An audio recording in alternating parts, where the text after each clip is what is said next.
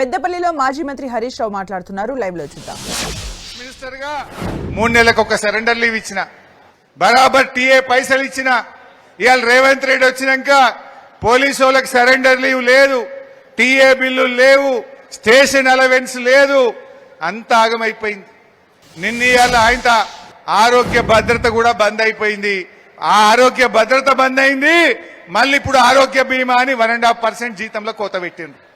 రేపు మీరు ఏమి డౌట్ పెట్టుకోకుండ్రి, కానిస్టేబుల్ల ఓట్లు, పోలీసు వాళ్ళ ఓట్లు అన్ని కూడా బీఆర్ఎస్కి పడతాయి. రైతుల ఓట్లు మనకే పడతాయి, విద్యార్థుల ఓట్లు మనకే పడతాయి. అందువల్ల కొద్దిగా ధైర్యంగా ఉండండి, తప్పకుండా భవిష్యత్తు మనదే. ఎవరు ఏం చేసినా కాంగ్రెస్ వాళ్ళకే మనకంటే మంచిగా అర్థమైంది. ఇంత అవుతుంది కదా, ఒక్క మంత్రి అన్న తిరుగుతుండా? ఒక్క మంత్రి అన్న వడ్ల కొనుగోలు కేంద్రాలకు వస్తున్నారా? మా మెదక్ జిల్లాలో అయితే ఒక్క మంత్రి రాలే ఇయ్యాలటి వరకు. ఎందుకంటే వస్తే రైతులు తిరగబెట్టేట్టున్నారు, రైతులు ఎగబెట్టేట్టున్నారు.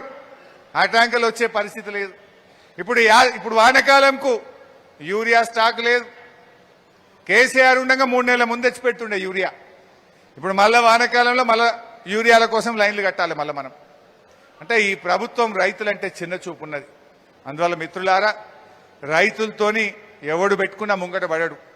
వెనకటో సామెత ఉంటుంది, ఎద్దేడ్చిన వ్యవసాయం ముంగట పడది, రైతు ఏడ్చిన రాజ్యం ముంగట పడదు అన్నట్టు ఇవాళ రేవంత్ రెడ్డికి మన తెలంగాణ రైతుల ఉసురు తాకక తప్పదు, ఆయన దానికి తగిన మూల్యం చెల్లించక తప్పదు.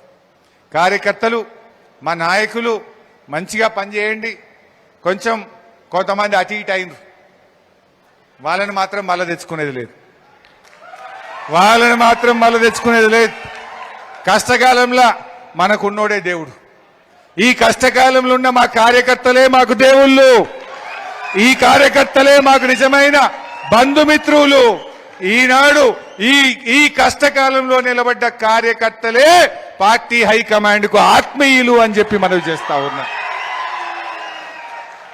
మనం గ్యారంటీ వస్తాం, కానీ ఇవాళ ఎవరైతే ఈ కష్టకాలంలో నిలబడ్డ కార్యకర్తలున్నారో గుండెలో పెట్టుకొని మిమ్మల్ని కాపాడుకుంటాం. తమ్ముళ్ళారా, ధైర్యంగా ఉండండి, ఏం భయపడకండి, మిమ్మల్ని కాపాడుకునే బాధ్యత మాది.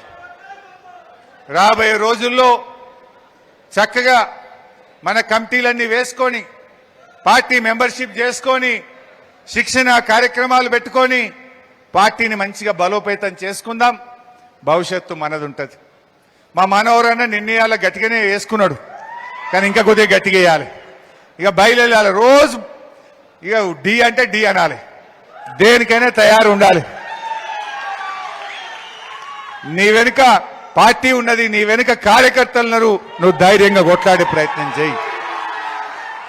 నువ్వు గట్టి కొట్లాడితేనే కార్యకర్తలకు ధైర్యం వస్తుంది. నువ్వు బయలుదేరితేనే కార్యకర్తలు ఇంకా గట్టి, నువ్వు ఒక్క అడుగేస్తే వాళ్ళు 2 అడుగులు వేస్తారు. సో అందువల్ల మిత్రులారా, మంచి నాయకులు ఉన్నారు వేదిక మీద, అంతా సీనియర్ నాయకులు. మా రాములన్న గాని, మా రాకేష్ గాని, సత్యనారాయణ రెడ్డి గాని, మా శంకరన్న గాని, మా రఘువీర్ సింగ్ గాని, అందరూ హేమీలు ఉన్నారు.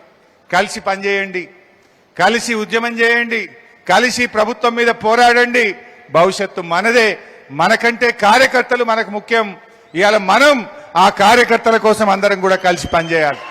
భేదాభిప్రాయాలు పక్కన పెట్టి ఇవాళ ఆ కార్యకర్తలు, ఇంత కష్టకాలంలో నిలబడ్డటువంటి కార్యకర్తలకు ధైర్యాన్ని ఇవ్వాలంటే మన అభిప్రాయ భేదాలు పక్కన పెడదాం, అందరం కలిసిమెలిసి మళ్ళీ మన కేసీఆర్ ను ముఖ్యమంత్రి చేసుకుందాం. జై తెలంగాణ.